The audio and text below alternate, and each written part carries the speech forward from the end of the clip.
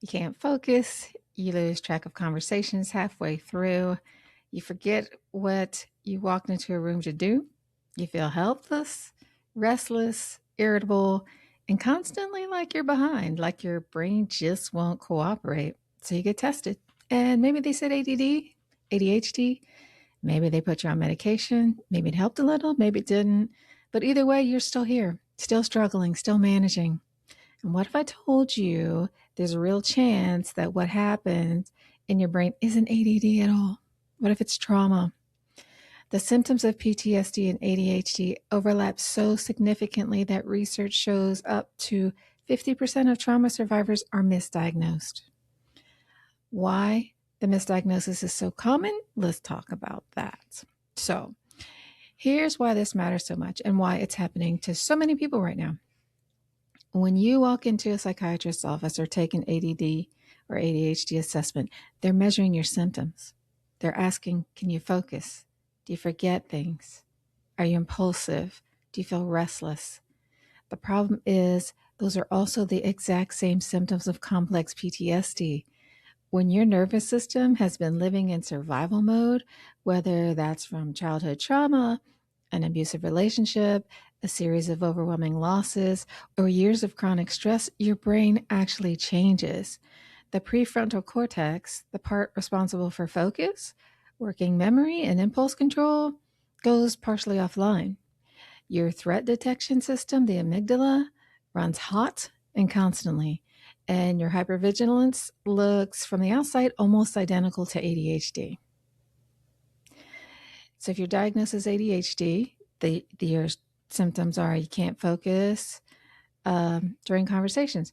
But often, actually, PTSD, it means your brain is scanning for threats, not information. With ADD, you forget tasks and appointments. But in PTSD, your memory fragmentation comes from stress. ADD, you feel restless and can't sit still. And that in PTSD, that's your nervous system stuck on high alert. With impulsive decision making, that's a trauma response, not executive failure. So, all of these things like the sleep problems, the emotional dysregulation, the difficulty following through, there's a reason why those happen in trauma too. That freeze response is not attention deficit. The symptoms look the same on the checklist, but the cause is completely different. And if you treat the wrong cause, you're just managing symptoms forever.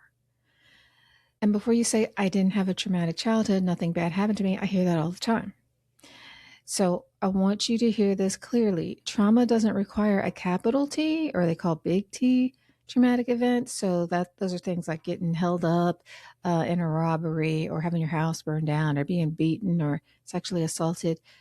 Growing up in a household with emotional neglect, having a parent who was unpredictable or dismissive, being bullied in school, years of high pressure work with no recovery time, having a perfectionistic parent where you couldn't do anything right, your bed corners weren't tight enough or, perfect enough, or going through a difficult divorce or a period of chronic illness, poverty, radical trauma, being queer in an unsafe environment. All of those are what we call little t trauma.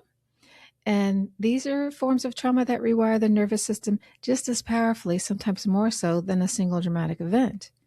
And researchers call this developmental trauma or complex PTSD or C-PTSD. And the hallmark of C-PTSD, it looks exactly like attention and mood disorders.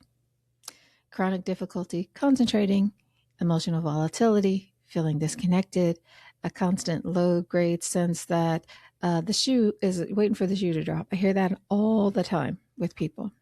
So if that sounds familiar, you have not been failing at managing your attention. You have been surviving trauma, and your brain has been protecting you in the only way that it knew how.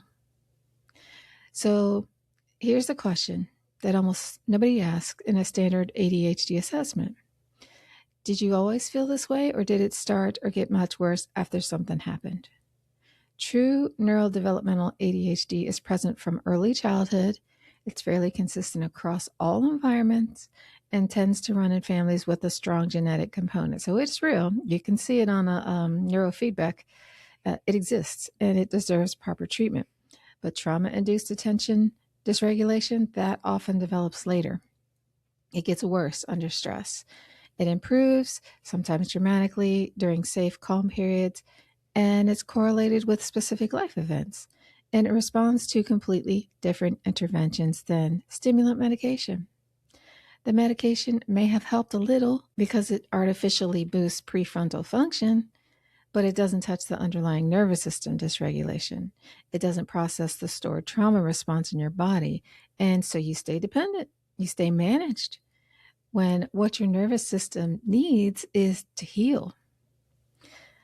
And I want to say something directly to you, and I need you to let it sink in. So, this is not something you have to live with for the rest of your life. I know you've probably been told either directly or implicitly that this is just how your brain works, that you'll always need to manage it, that the best you can hope for is a good system, the right medication, enough coffee. But this is just not true.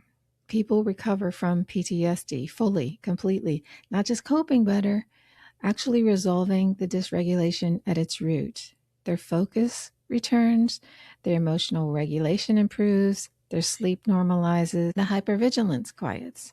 They come off medication because they no longer need it. So evidence-based trauma therapies like EMDR, somatic therapy, internal family systems, nervous system regulation work, and trauma-informed approaches don't just manage symptoms. They work with the actual mechanism of what's wrong. And the research shows outcomes that stimulant medication alone simply can't produce. I've seen it happen. I've watched people who spent years white knuckling their way through life with planners and pill organizers discover that the fog lifts, that their brain can work, that they can sit still, that they can be present in a conversation without their mind scanning every corner of the room and going la la la la la la la la all the time, all that noise. Not because they finally found the right dosage, because they finally addressed the right problem.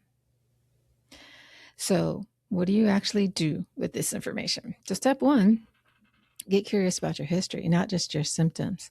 When did the focus problem start? Did anything happen around that time? Are there specific situations where it's worse or better? Bring that curiosity to your therapist or your coach if they specialize in trauma-informed assessment, because otherwise they might not be able to pick it up.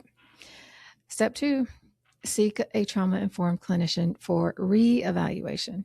If you were diagnosed with ADHD, but trauma was never thoroughly screened for it, it's completely legitimate and deeply important to get a second opinion from someone trained in both. Ask specifically about chronic PTSD and developmental trauma. Step three, start learning about your nervous system. You can do that right here because this is what this channel is going to be focusing on. So, understanding polyvagal theory, window of tolerance, and the basics of how trauma affects the brain is genuinely empowering, not in the clinical, oh my God, this explains everything way. And, I thought about, do I want to use these big words? Because if you look at my other podcasts, I avoid things like polyvagal theory, window of tolerance.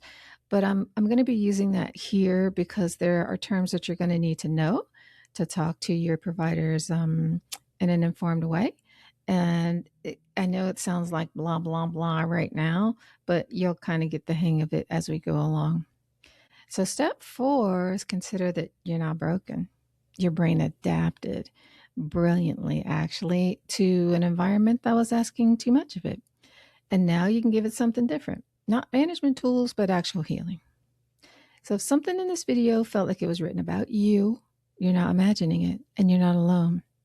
There are lots of people walking around right now managing symptoms that they've been told just part of who they are. This is your personality. This is your biology. This is your makeup. This is your hereditary, whatever. And there's a whole conversation about mental health that we're finally starting to have about misdiagnoses and about trauma, about what wellness actually looks like, not just what symptom management looks like. And that's what this channel is about. If you want to be a part of that conversation, if you want to actually get well, not just cope, subscribe, hit the bell so you don't miss what's coming next, because we're going to go deep on all of this, how to find the right therapist or coach or integrative doctor, and what trauma treatment actually looks like, what recovery looks like in real life and how to advocate for yourself in a mental health system that doesn't always ask the right questions. And I need your help to do that. I need you to comment because I'm going to be commenting on things that are important to you. So you deserve more than management. You deserve to be well. And I hope that this channel is the start of that. So thanks for being here, and I'll see you in the next one.